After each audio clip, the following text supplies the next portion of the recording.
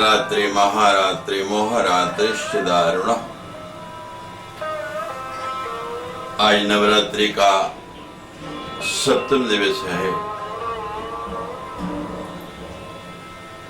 चैत्र शुक्ल सप्तमी। इस दिन कालरात्रि की पूजा है। मां दुर्गा के सातवें स्वरूप को शक्ति कालरात्रि कहा जाता है। दुर्गा पूजा के सातवें दिन मां कालरात्रि की उपासना का विधान है। संसार में कोई ऐसा व्यक्ति नहीं है घात लगाकर काल समय का इंतजार कर रहा है और उसको घसने के लिए प्रतीक्षित है।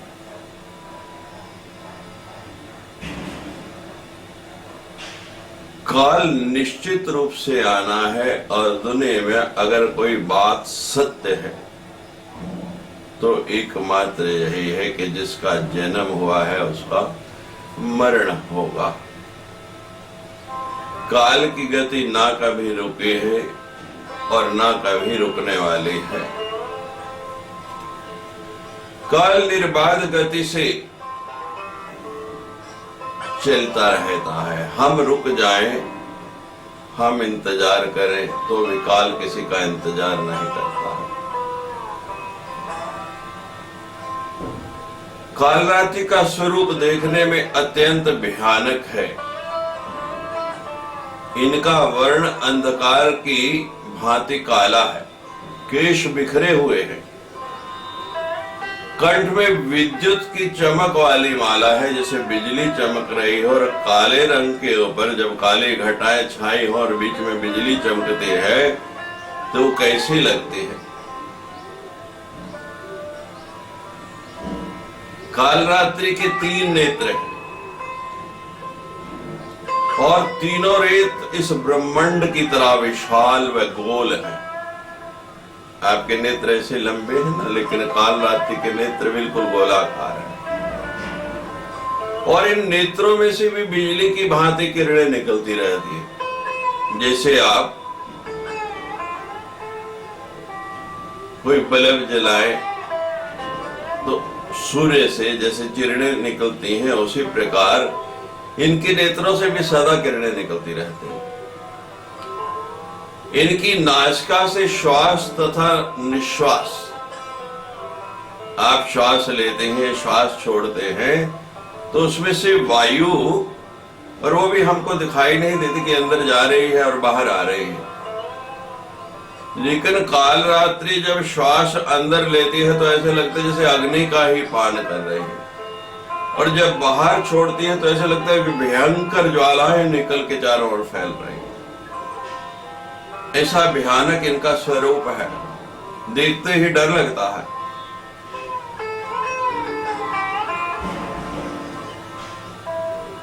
मां का ये भय उत्पन्न करने वाला रूप, तो फिर हम इसकी आराधना क्यों करें? जिससे आपको डर लगता है उसके तो आप निकट भी नहीं जाते, लेकिन मां भगवती का ऐसा स्वरूप कि जिसको देखने से ही भय उत्पन्न हो जाए, आपकी गिरी बन जाए, नेत्र स्वतः ही बंद हो जाए, फिर उसकी आराधना क्यों करें? मां का यह जो स्वरूप है वो भक्तों के लिए नहीं, पापियों का नाश करने के लिए है। और काल के भय को अपने भीतर से मिटाना चाहते हैं। तो कालरात्रि की आराधना करें, आपको काल का भय नहीं रहेगा। वैसे तो जो निश्चित है उससे डरना क्या, उसका भय क्या। पूजा के सप्तम दिन साधक का मन सहस्त्रार चक्र में अवस्थित होता है। कल बताया था षष्ठी को आज्ञा चक्र में और सप्तमी को सहस्त्रार चक्र में। काल रात्रि महारात्रि मोह रात्रि दारुण तम श्रीतम विश्रीतम हृतम बुद्धि बोध लक्षण।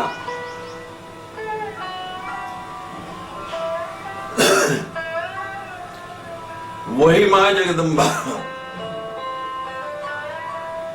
त्वम ईश्वरी, वही ईश्वरी है। त्वम ही देवी प्रणम ही कार हरि लेखा उसका ही स्वरूप है। बुद्धि भी बोध भी ये उसके लक्षण है। मधु कैटव जैसे पराक्रमी असुर से जीवन की रक्षा हेतु तो भगवान विष्णु को निद्रा से जगाने के लिए ब्रह्मा जी ने इसी रात्रि सुख से भगवती की स्तुति की थी। और जब भगवान विष्णु जागे तो सबसे पहला शब्द जो उन्होंने उच्चारण किया वही हरि लेखा मंत्र है, यानी नवारण मंत्र का दूसरा भी लक्ष्मी भी समृद्धि भी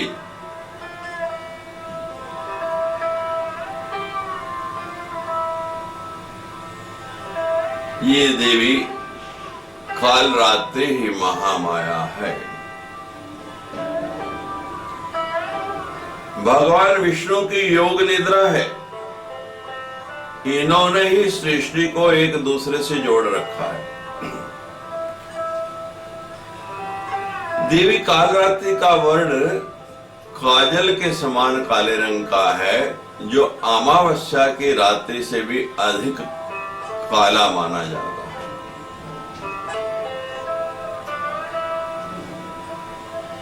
मां अपने इन्हीं तीनों नेत्रों से, जिनसे लगातार निरंतर अग्नि बरसती रहती है, जो उसकी आराधना करते हैं, जो उसके भक्त हैं, इन्हीं से वो उनके ऊपर अनुकंपा की दृष्टि करती है। ये अंगारे ऐसे शीतल हो जाते हैं जैसे वर्षा की बूंदें पड़ रही हैं। इस देवी की भी 4 भुजाएं हैं।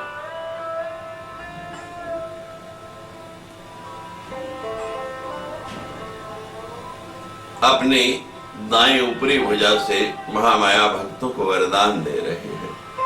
नीचे की भुजा से अभय का वरदान दे रही है कि मुझसे डरने की जरूरत नहीं, मैं तो पापियों का, दुष्टों का काल हूं।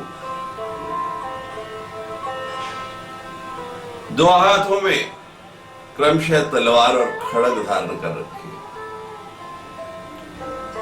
खुले बाल हवा में लहरा के दुष्टों को ऐसे डराते हैं और भक्तों को ऐसे लगता है कि जैसे समुद्र की लहरें उछल उछल के उन पर जल बरसाकर उनको शीतल कर रही हैं। मां का वर्ण काला होने के बाद भी इतना कांतिमय है और ऐसा अद्भुत दिखाई देता है, उनकी आराधना करने वालों को वो काला स्वरूप इतना प्रिय लगता है जैसे उनका शुभ कर रहा हो, मंगल कर रहा हो। इसलिए इनका एक नाम शुभम करी भी है। यानी जो अपने भक्तों का, अपने साधकों का शुभ करती है वो शुभंकरी। रिद्धि और सिद्धि दोनों की प्राप्ति मां भगवती की काल रात्रि की उपासना से आपको मिल सकती है। तांत्रिक क्रिया की साधना करने वाले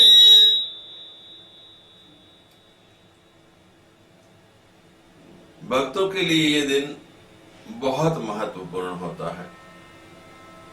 सप्तमी पूजा के दिन तंत्र साधना करने वाले साधक मध्य रात्रि में देवी की तांत्रिक विधि से पूजा करते हैं। इस दिन मां की आंखें खुलती हैं।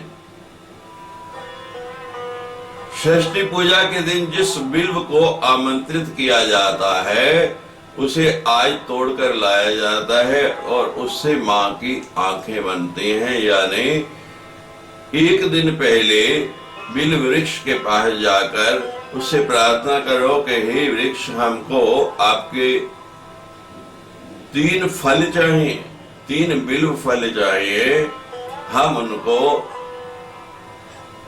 कल तोड़ के ले जाएंगे और भगवती के नेत्र मानकर, क्योंकि बिल्व फल की तरह गोल गोल मां के नेत्र हैं, उनकी आराधना करेंगे।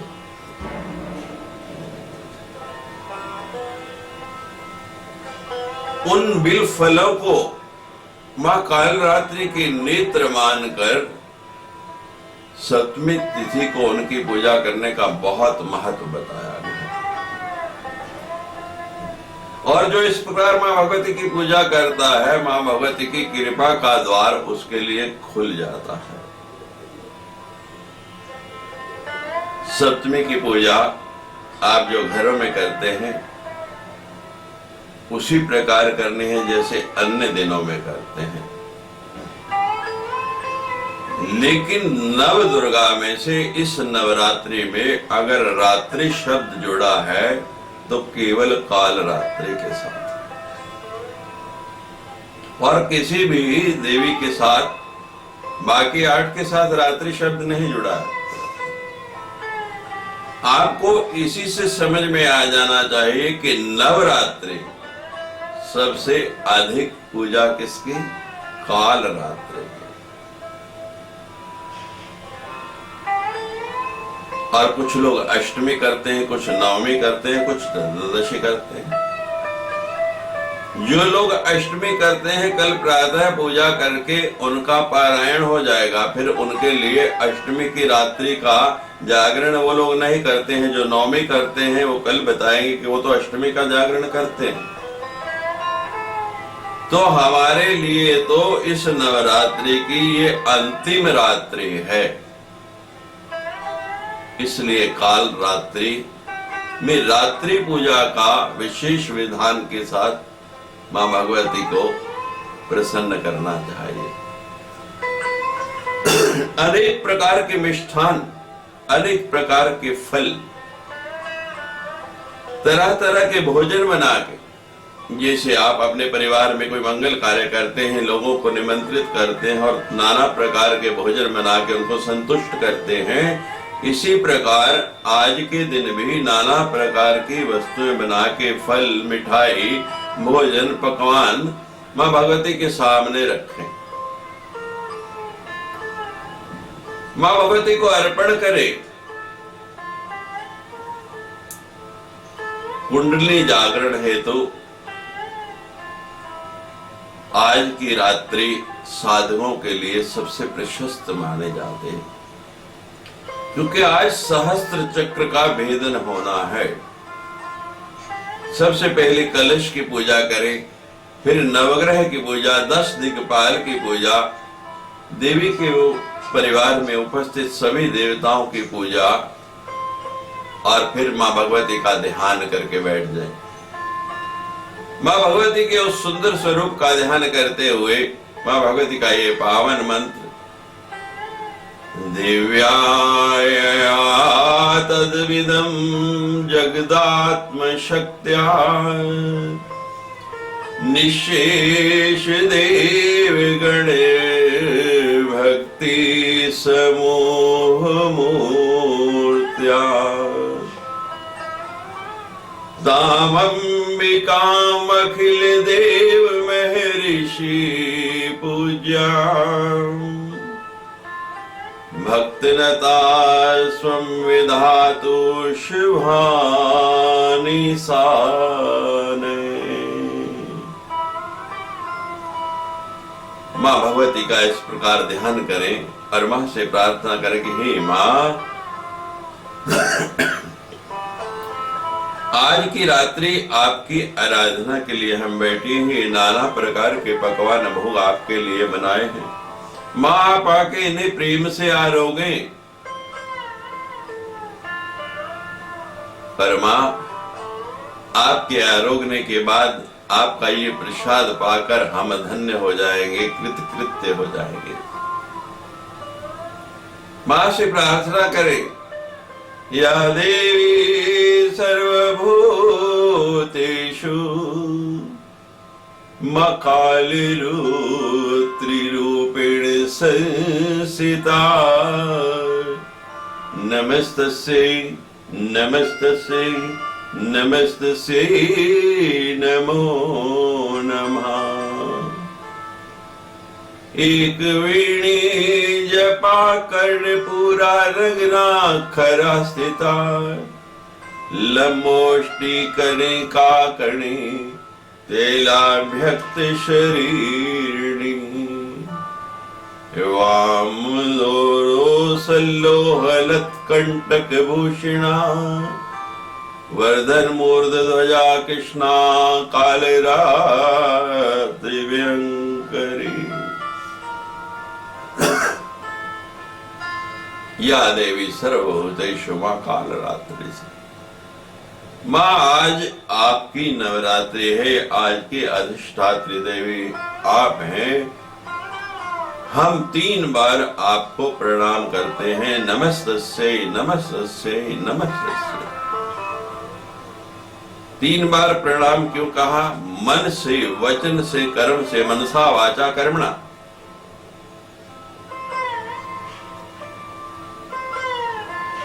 एक वेणी मां भगवती की एक वेणी है, बीच में बाकी बाल बिखरे हुए। नग्ना नग्न सा स्वरूप है और वाहन क्या? खरा स्थिता, खर के ऊपर, गधे के ऊपर आरूढ़ है। होठ लटके हुए, लंबे लंबे होठ है। सारे शरीर पे तेल का अभ्यंग किया हुआ है।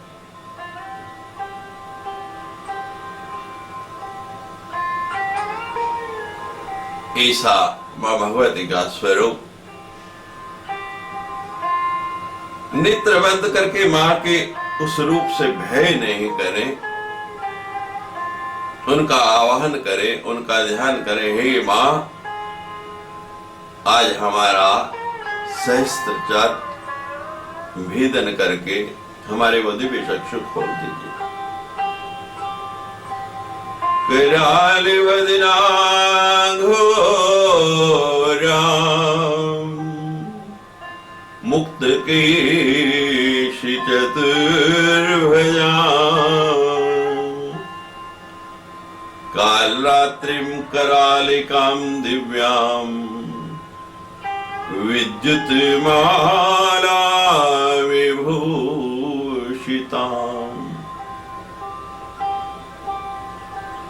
दिव्यं लोहो वज्र खड्ग वामोधर्व कराम्बुजम् अभयं वरदां चैव दक्षोधाय पार्णिकामिमम् महामेध प्रभां श्यामं दक्षा चैव गर्भधारूढा घोरदंशकारालास्याम् पीनुन्नत पयोधराम् सुख प्रसन्न वदना समेनान सरोरुहाम् एवं सचिन्त्यन्तेत कालरात्रिं सर्वकाम समृद्धिदाम्। हे मां, हे कालरात्रि, आपके नेत्रों से जो दिव्य ज्योति निकल रही है, विद्युत जैसा प्रकाश निकल रहा है, आपकी निवासिका के श्वास प्रश्वास से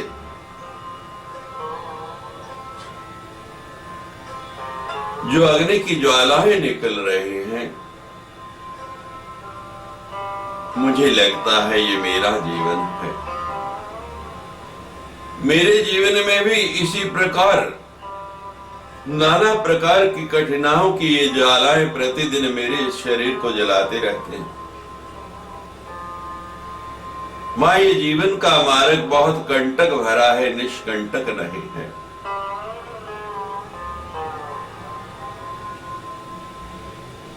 मां, सुख, प्रसन्न, आप प्रसन्न हो जाओ। और जब आप प्रसन्न हो जाएंगी ना, तो मुझे निश्चित रूप से विश्वास है कि मेरा जो बहुत कठिन जीवन है ये निष्कंटक हो जाएगा। जब मेरा सहस्त्र चक्र आपकी कृपा से खुल जाएगा, तो मां फिर किसी प्रकार की कोई दुविधा मेरे जीवन में रहेगी नहीं, ऐसा मेरा विश्वास है। इस देवी की पूजा के बाद ब्रह्मा जी की पूजा अवश्य करना चाहिए। नवरात्रि में आप दुर्गा सप्तशती का पाठ करते हैं। इस देवी काल रात्रि का महत्व क्या है, ये कितने महत्वपूर्ण है। 3 रहस्य आए हैं अंत में। पहला ही जो प्रधानिक रहस्य है, यानी सबसे इंपॉर्टेंट सीक्रेट देवी का रहस्य क्या है, देवी कैसी है, उसका स्वरूप कैसा है, उसके आयुध कैसे हैं, उसकी क्रियाएं क्या हैं, ये हम रहस्य में जानते हैं। तो प्रधानिक रहस्य में बताया गया है कि जब देवी ने इस सृष्टि का निर्माण प्रारंभ किया और ब्रह्मा विष्णु और महेश का प्रकटीकरण हुआ, तो उससे पहले ही देवी ने अपने 3 विभाग कर लिए, 3 महादेवियां उत्पन्न की।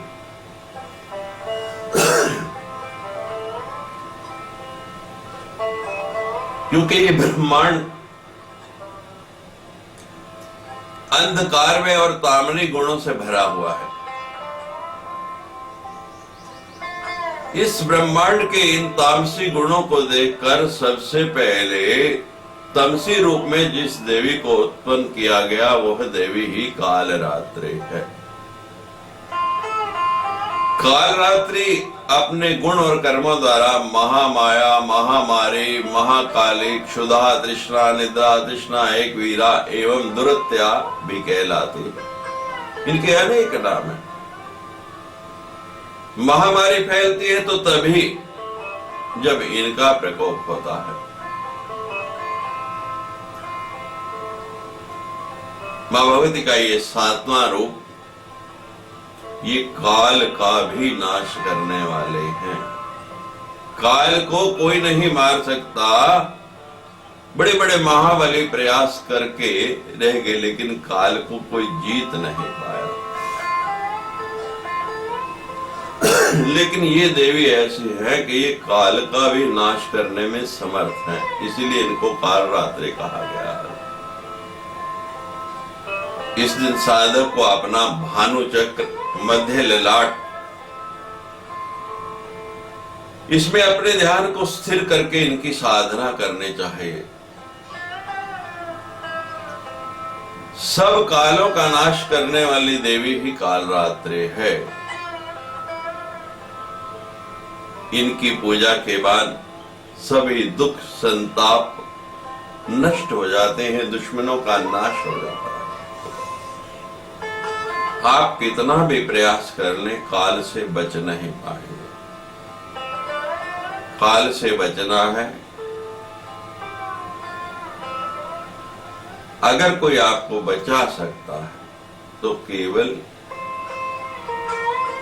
कालरात्रि। एक व्यक्ति को जानकारी मिल गई कि फला दिन फला समय मेरी मृत्यु होनी है। कोई संत बता गए कृपा करके।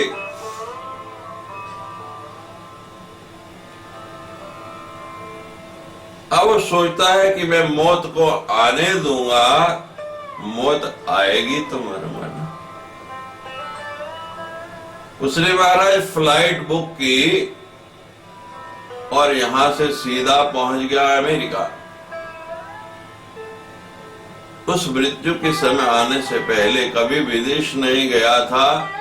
और ईश्वर की कृपा देखिए कि लोगों को कई कई बार जाने के बाद वीजा नहीं मिलता है, उसने पहली बार अप्लाई किया और वीजा भी तुरंत मिल गया।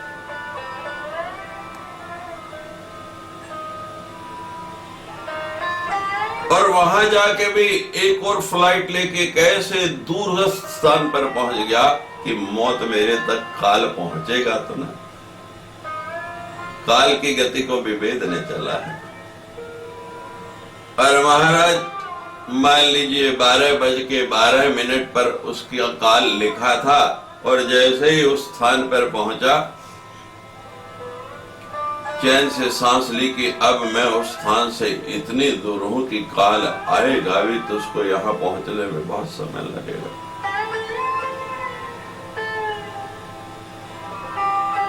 नेत्र बंद करके वे श्वास लिया ही था, और जैसे ही नेत्र खोले तो सामने क्या देखता है कि काल खड़ा।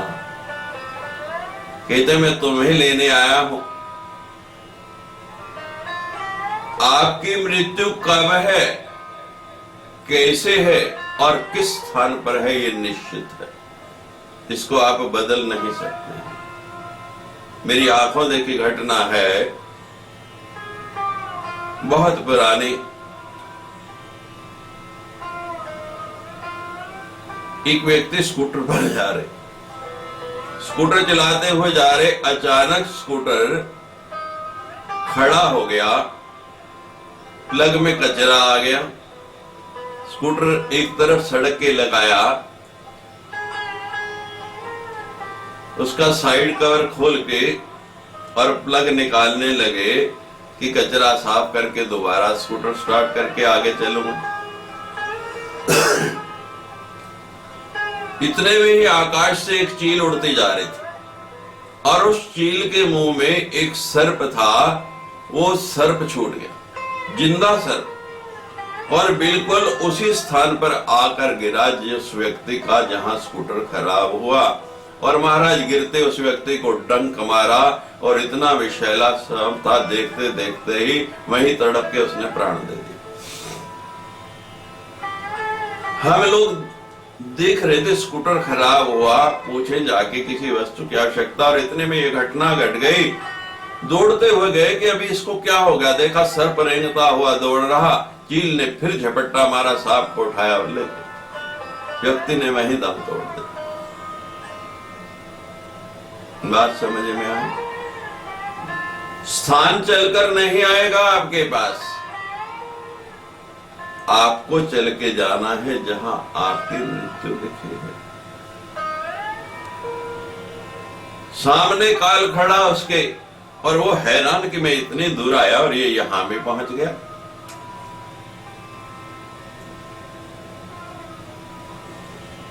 वो काल कहने लगा कि मैं तो कल से इसी उधेड़ मुन में था कि तू इतनी दूर पहुंचेगा कैसे।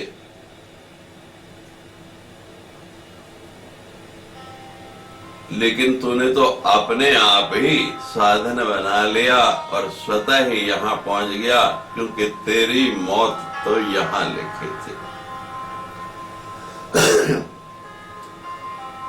आज काल रात्रि की आराधना का दिन है, उसके कवच के द्वारा अपने आप को सुरक्षित करो।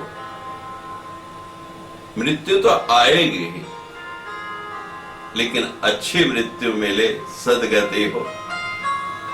ओम क्लीमे हृदयं पातु पादो श्री काल रात्रि, ललाटे सततं पातु तुष्ट ग्रहे निवारिणी, रसनां पातु कौमारी भैरवी चक्षोर्भम, कटो पृष्ठ में शाने कर्णो शंकर भामिनी, वर्जितानि तु स्थानानि यानि ये कवचे नहीं, तानि सर्वाणि मे देवीं ततं पातु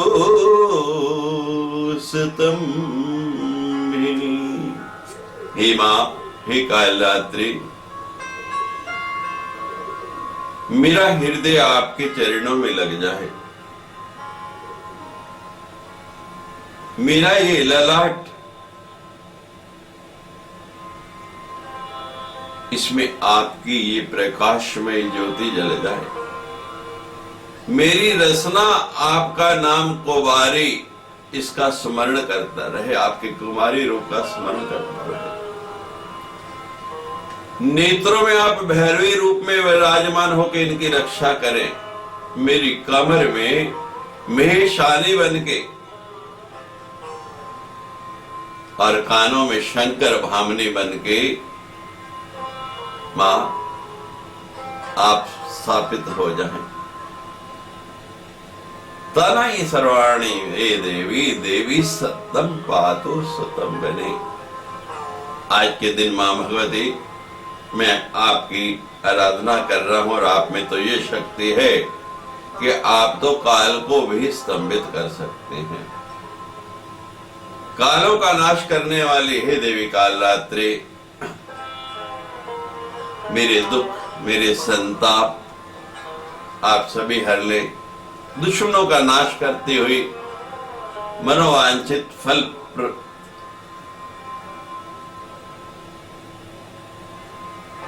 आप सदा संतुष्ट रहें। आपकी कृपा हम सब पर बनी रहे। आज की ये काल रात्रि हमारे लिए दिव्य आनंद रात्रि हो जाए। आप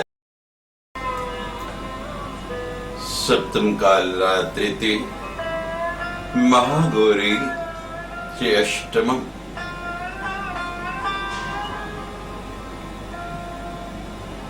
जीवन में सदा समय आपके अनुकूल नहीं रहेगा। आपका ये जीवन कितना लंबा है, मात्र 2 बातों के बीच आपके जीवन की अवधि है। जब आप पैदा हुए तो पहला काम क्या किया आपने? लोग कहते हैं कि बच्चा पैदा होते ही रोया।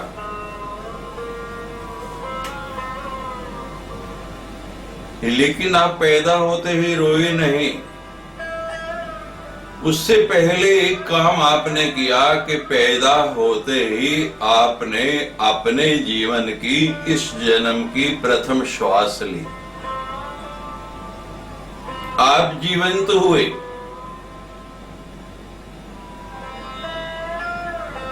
उसके बाद आप रोए, यानी आपका जीवन प्रारंभ हुआ प्रथम श्वास लेने से, और ये यात्रा वहीं समाप्त हो जाती है। जीवन का अंत वहीं हो जाता है जहां आपने अंतिम 3 श्वास लिए और उसके बाद जीवन समाप्त। ये श्वासों की लड़ी है। इसलिए संत लोग कहते हैं श्वासे श्वासे सुमिरन। हर श्वास के साथ उसका सुमिरन करो, उसका नाम जपो। पता नहीं कौन सा श्वास जीवन का अंतिम श्वास हो जाए।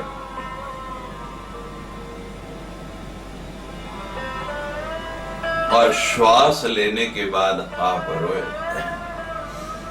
क्यों रोए? कि उस परमात्मा से आपका संबंध विच्छेद हो रहा है, उस भगवती से आप अलग हो रहे हैं। ये बस इतनी सी ही जीवन यात्रा है। और इस जीवन यात्रा के अंदर कई गम आएंगे, कई खुशियां आएंगी।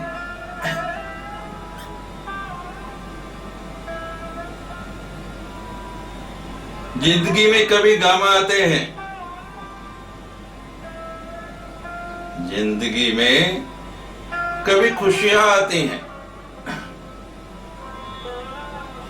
जीवन में कभी खुशियां आती हैं और जीवन में कभी गम आते हैं। लेकिन जो सदा सर्वदा उस भगवती का सुमरन करते हैं वही आनंद से जीवन बिताते हैं।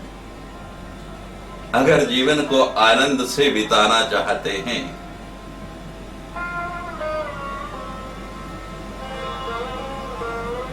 सदा सर्वदा उसका सुमिरन रखें आप।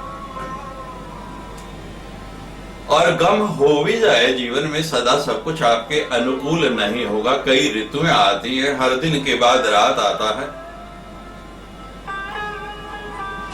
उनको भूलना सीखो।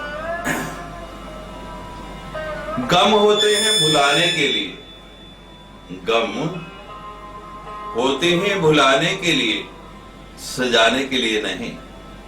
गम होते हैं भुलाने के लिए, सजाने के लिए नहीं। और अश्क होते हैं पीने के लिए, बहाने के लिए नहीं। गम होते हैं भुलाने के लिए, सजाने के लिए नहीं। और अश्क होते हैं पीने के लिए, बहाने के लिए नहीं। इस बात को जीवन में याद रखें। सुख आए दुख आए, भगवती का प्रसाद समझो। इस संसार का आनंद ही तभी है जो इसमें भिन्नता है। एक दिन घूमता घूमता एक शूकर, एक सुअर एक गाय के पास पहुंच गया। कहने लगी, एक तेरा जन्म है, एक मेरा जन्म है। तू भी लोगों के काम आती है, मैं भी लोगों के काम आता हूं। तेरा दूध पीते हैं लोग, घी बनाते हैं उससे, कई रोगों की दवा के रूप में गोमूत्र पिया जाता है।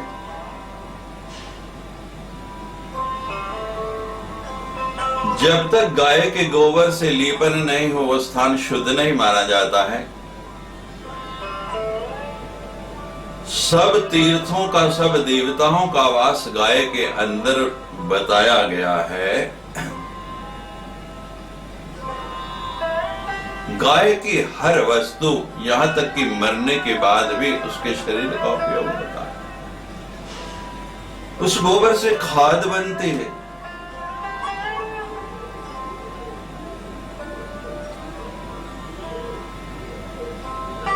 सुअर कहता है, मैं भी लोगों की बात काम आता हूं। मेरे मरने के बाद मेरे चमड़े से लोग जूते बनाते हैं, मेरी हड्डियों से कई केमिकल बनते हैं। लेकिन मेरी समझ नहीं आता कि तेरी पूजा होती है और मुझे लोग दुत्कारते हैं। मैं जहां भी जाता हूं मारने को दौड़ते हैं।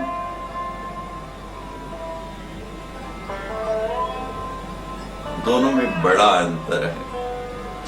ये बड़ी बौद्ध की बात है, हमको इसको जीवन में उतारना है।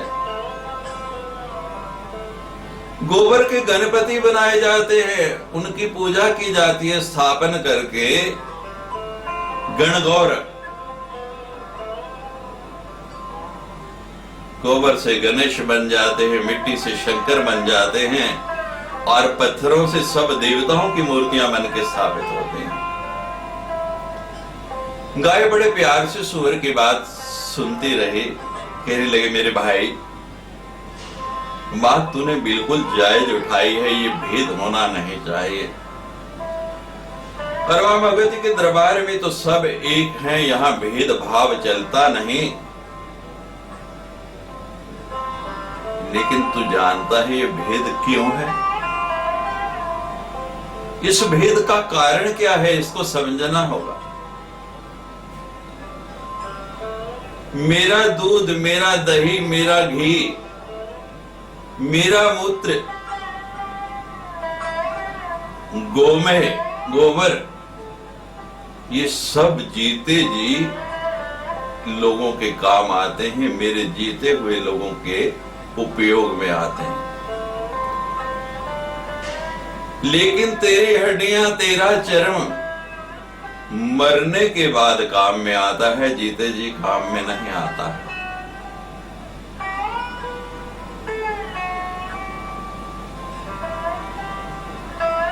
जो करना है जीते जी कर लो, मरने के बाद इस आशा में कि कोई करेगा मत रहना। आप बहुत गलती पे हैं। अपने लिए जिए तो क्या जिए, तुझी ये दिल जमाने के लिए। अपने लिए नहीं, दूसरों के लिए जीना सीखो। गाय घास खाती है, दूध देती है, हर प्रकार से दूसरों का भला करती है। अपने शरीर के अंदर जिस जिस वस्तु की उत्पत्ति होती है उसकी भी, और अपने शरीर के अंदर सब देवता वास है उसके द्वारा भी। आप कितने भी धनवान हैं, आप पे कितनी भी लक्ष्मी है, आप पे कितना भी पैसा है,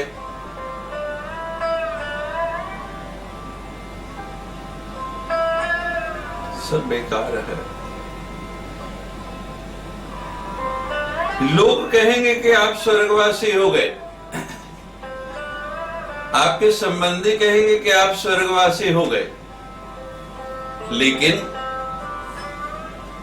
आपको पता है आपके कर्म कैसे हैं, आप कहां जाएंगे, ये दूसरा कोई नहीं जानता, केवल आप जानते हैं। और ये ध्यान रखना कि जैसे ही आप इस संसार से गए, आपका कितना भी प्रिय है, बैंक में आपका कितना भी जमा है,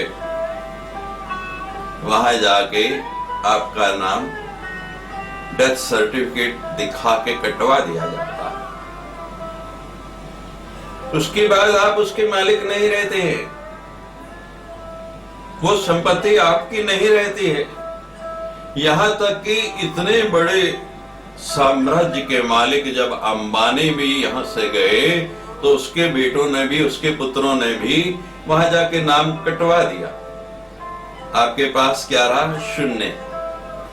आप कितने भी धनवान हो, मरते ही आप निर्धन हो जाते हैं, बिना धन के हो जाते हैं, क्योंकि आपका नाम ही नहीं रहा संपत्ति में।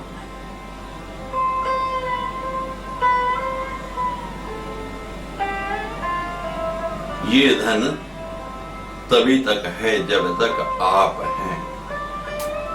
अगर निर्धन होने से बचना चाहते हैं तो वो संपत्ति अर्जित करो।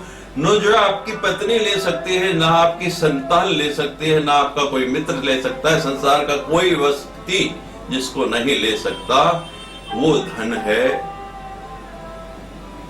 यही नवरात्रि में मां भगवती की आराधना करना, काल रात्रि।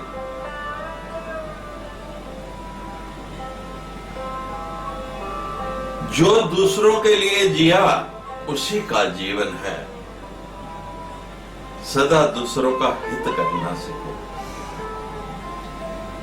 गन्ने से चीनी बनी मिल में, और चीनी का एक छोटा सा दाना,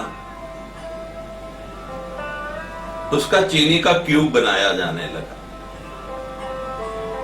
क्या बनाया जाने लगा? चीनी के आपने क्यूब देखे होंगे, चौरस चौरस टुकड़े आते हैं। जब वो क्यूब बन रहा था तो वो क्यूब सोचता है कि मैं, खेत में किसान ने गन्ना उगाया, गन्ने से उसका रस निकला, रस से मिल में आके चीनी बनी, अब इस चीनी से क्यों बन रहा हूं, पता नहीं मेरी आगे क्या गति होनी है। पता नहीं मां भगवती पराम्बा आदि शक्ति मेरी क्या परिणति कराने वाली है। जो मां भगवती कहीं निकट ही घूम रही थी, काल रात्रि एकदम सामने आ गए।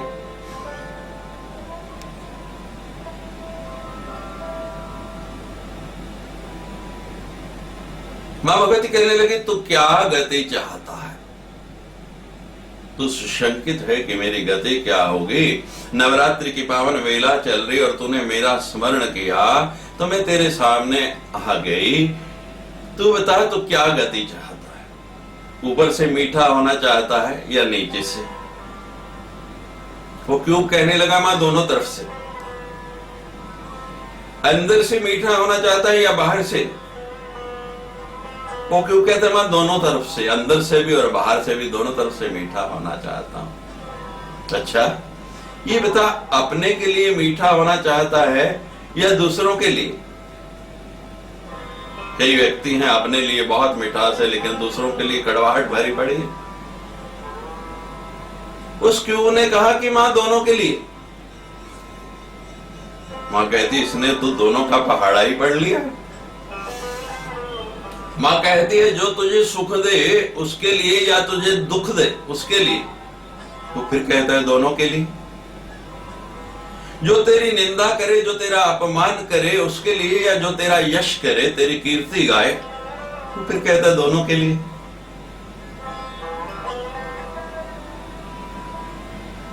मां भगवत कहती है हे क्यों, तेरे कण कण में मिठास होगी। जो तुझे मुख में रखेगा, जीवा पे रखेगा, उसको आनंद ही आनंद आएगा। हमारी वृत्ति एक के लिए और है, दूसरे के लिए और है। जब तक समवृत्ति नहीं हो जाएगी, सबकी प्रति समभाव नहीं हो जाएगा, क्यूब से शिक्षा लेनी है, उस चीनी के क्यूब से हमको ये ज्ञान ग्रहण करना है कि उसने एक बार भी ये नहीं कहा कि मैं केवल अपने लिए, उसने कहा दोनों के लिए। और जब ऐसी प्रतिक्रिया होगी, हमारी ऐसी सोच होगी, तो फिर जीवन में कोई दुविधा आएगा नहीं। ध्यान रखना, क्रिया और प्रतिक्रिया विज्ञान का नियम है, दोनों बराबर होते हैं। Action and reaction is always equal and opposite. हम जैसी क्रिया करेंगे उसी प्रतिक्रिया निश्चित रूप से होगी। आज हो, कल हो, कभी भी हो, ये मत सोचना कि नहीं। हम किसी के बारे में द्वेष करते हैं तो हमारे प्रति भी द्वेष होगा, इस बात को निश्चित मानना। हम किसी का भला करते हैं, कुछ देर के लिए हो सकता है हमारा भला ना हो, बुरा हो, लेकिन उसकी रिबाउंड जरूर गूंजेगी, आपके लिए भी भला ही होना है। किसी को नुकसान पहुंचाने की चेष्टा करते हैं तो निश्चित रहना, गारंटी है आपका भी नुकसान होगा।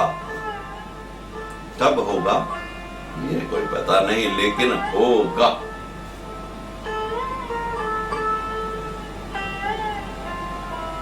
क्योंकि नियम है क्रिया और प्रतिक्रिया। इसलिए प्रयास करो कि मैं अच्छा करूं।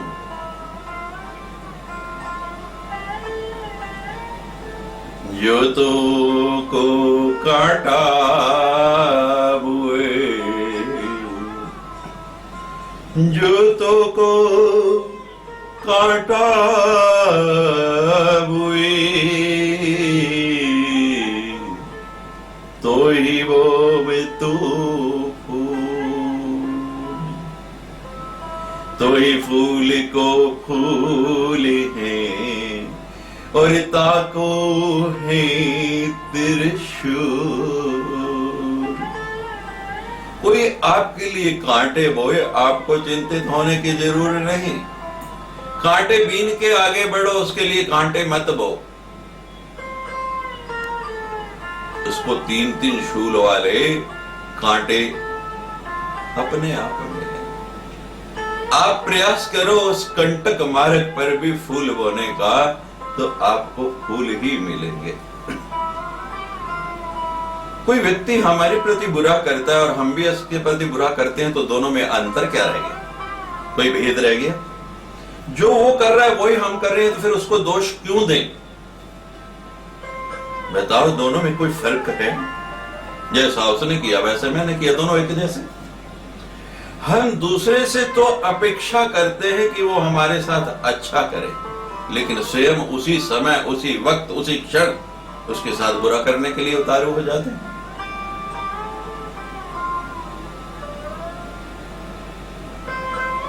एक छोटी सी बड़ी प्यारी कहानी है। बादशाह अकबर भ्रमण के लिए जा रहे हैं, साथ में उनकी पत्नी योधा भाई, मान सिंह की बहन, और उनका सबसे प्रिय नवरत्नों में जो रत्न है बीरबल। तीनों संध्या का समय और भ्रमण के लिए निकले। आगे आगे रानी जोधाबाई, उसके पीछे मध्य में बीरबल और सबसे पीछे अकबर बादशाह। अब तीनों चले जा रहे हैं। अकबर को शरारत सूझी, उसने महाराज बीरबल को एक चिकोटे काट छूटी। उसके शरीर पर जैसे ही इतनी जबरदस्त बारीक चोटी के बीरबल बिलबिला उठा, लेकिन बादशाह है, क्या करे, बादशाह से कोई कंपटीशन तो है। बीरबल ने उसी प्रकार आगे चोटी जोधाबाई को काट दी। उसके आगे जोधाबाई चल रही है, उसने और जैसे ही चोटी काटी, एक त्राहक का थप्पड़ बीरबल के जोर से तमाचा गाल पर पड़ा। बीरबल भी पीछे मुड़ा और उसी तरह एक जोर का तमाचा बादशाह अकबर के गाल पर। अब तो महाराज अकबर लाल पीला हो गया।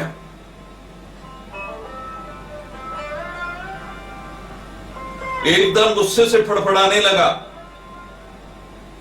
ये क्या किया तूने बीरबल? तू जानता नहीं मैं कौन हूं? मैं क्या कर सकता हूं? कहते महाराज आप सब कुछ कर सकते हैं। तूने ऐसा क्यों किया? कहते महाराज मैंने कुछ नहीं किया। मैंने तो कुछ किया ही नहीं। इतने जोर से तमाचा मारा और कहते कुछ किया ही नहीं। कहते महाराज मेरा तो डाकिए वाला काम है। आपने पत्र दिया, मेरी चिकोटी काटी और मैंने आगे जोधाबाई को काट दी। आपका पत्र फॉरवर्ड कर दिया, आपने बड़े प्रेम से मुझे दिया और मैंने आपकी प्रेमिका तक, आपकी पत्नी तक पहुंचा दिया। और महाराज आपका पत्र लेके जाऊं और जवाब नहीं लाऊं, ये तो उचित नहीं लगता। और जैसा जवाब उधर से आया है वही जवाब मैंने आपको दे दिया। मेरा बीच में कोई रोल नहीं। समझ आए आपको? ईश्वर परम पिता परमात्मा मां आदि शक्ति वो बीच में मीडिएटर है। उस बीरबल की तरह मध्य में खड़ा है। आप जो कर्म करते हैं उसी का फल वो आपको लौटा देता है। जैसा आपने किया, जितना आपने किया उसी के अनुरूप। और भगवान तो स्पष्ट कहते हैं कि ना मैं देता हूं ना मैं लेता हूं, जो आप करते हो वही आपको मिलता है। सत्कर्म करेंगे तो सत्कर्म ही मिलेगा, और दुष्कर्म करेंगे तो दुष्कर्म ही मिलेगा। ये जीवन का सार है, यही जीवन की नियति है। सप्तम काल रात्रि थी महागौरी अष्टम। कल अष्टमी तिथि है जिसमें मां भगवती पराम्बा का अवतार हुआ है। कल महागौरी आने वाले हैं। सब शती के अनुसार अष्टम्याम चतुर्दशम्याम नवम्याम चेक चेत स। कोई अष्टमी को पारण करता है व्रत का, कोई नवमी को करता है, कोई चतुर्दशी को करता है। कल अष्टमी है और आप में से बहुत से लोग कल अष्टमी को ही नवरात्रि पारण करेंगे, कन्या पूजन करेंगे और अपने यहाँ जो आपने शाख लगाई है माँ के शकबरी अवतार को प्रत्यक्ष रूप से दर्शन किया है, उनका विसर्जन करेंगे। अब विसर्जन करने से पूर्व थोड़ा ध्यान देना है आपको। आपके जीवन में क्या घटित होने वाला है, आपके जीवन में आगे क्या होने वाला है, ये वो शाख बताती है। ये खाली जो बीजना ही नहीं है, इसके पीछे बहुत बड़ा विज्ञान है, बहुत बड़ा अध्यात्म है। संतों के पास बैठेंगे, महापुरुषों के पास बैठेंगे, तभी हमें हर बात का ज्ञान होगा। हमारे यहाँ कोई भी धार्मिक क्रिया निरर्थक नहीं है, उसके पीछे बहुत ही गंभीर और गहन प्रयोजन है। आपने जो लगाए, पहली बात आपकी शाखा का आकार इतना है, इतना है, इतना है। वो आकार बताएगा कि आपके आने वाले समय में सुख की संपत्ति की कितनी वृद्धि हो रही है।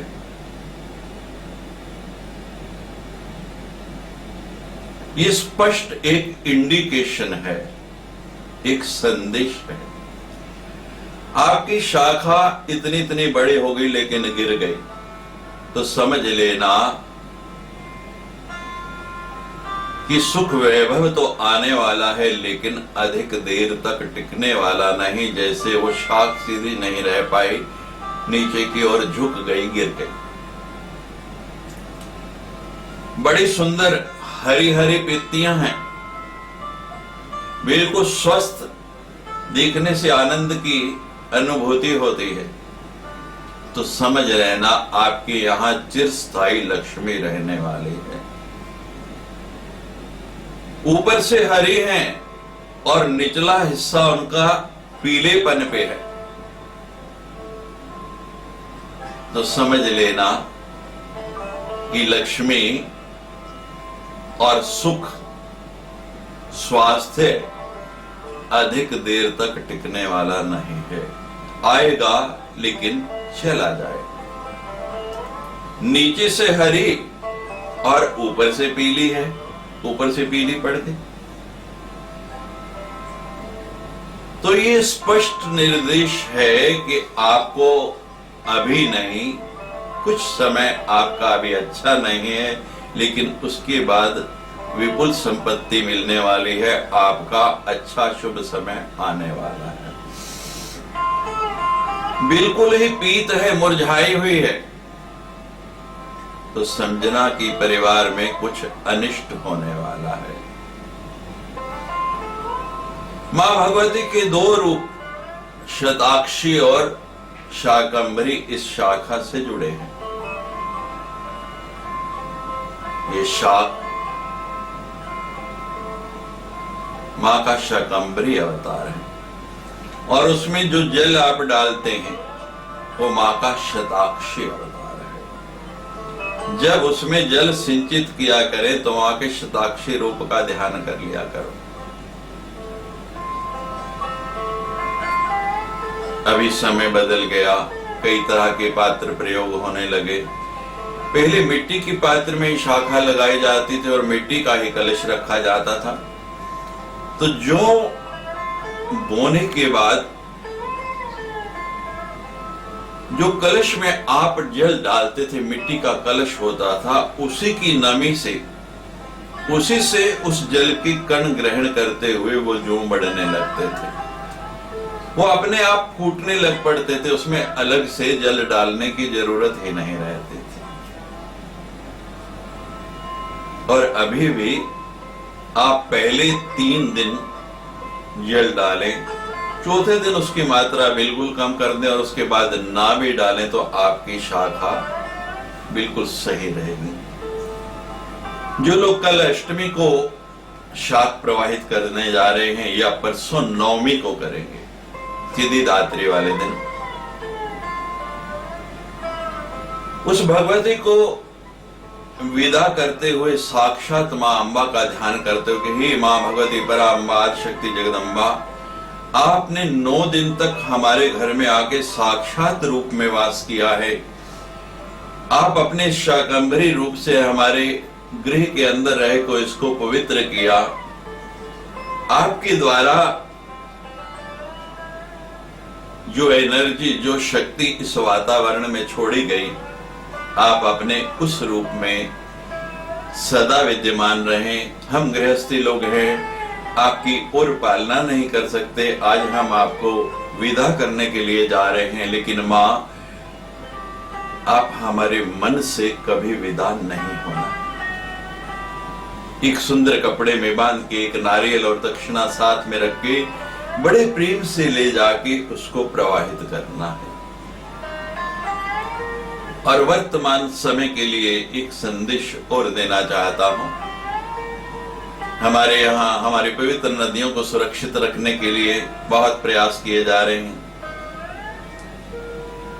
नदियों को प्रदूषित करने से बचाने के लिए कृपया कोई भी ऐसी पॉलीथीन की वस्तु या दूसरी कोई ऐसी वस्तु के जो जल में घुलनशील ना हो, जो उसमें डालने के बाद उसी का रूप जल और मिट्टी का ना हो जाए, कृपया उसको प्रवाहित नहीं करें।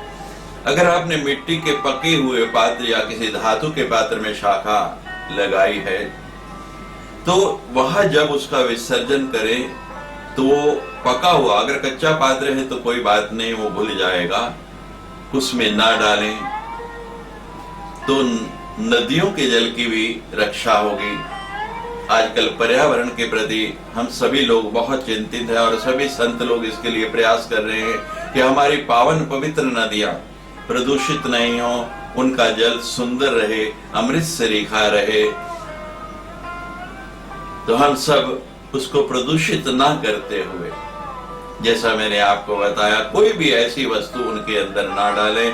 उनको बाहर किसी स्थान पर मिट्टी में खोद के दबा दें या अलग से रखें। वह केवल वो घुलनशील वस्तु जो कि उसके अंदर ही समाहित हो जाए, उनका ही विसर्जन करेंगे।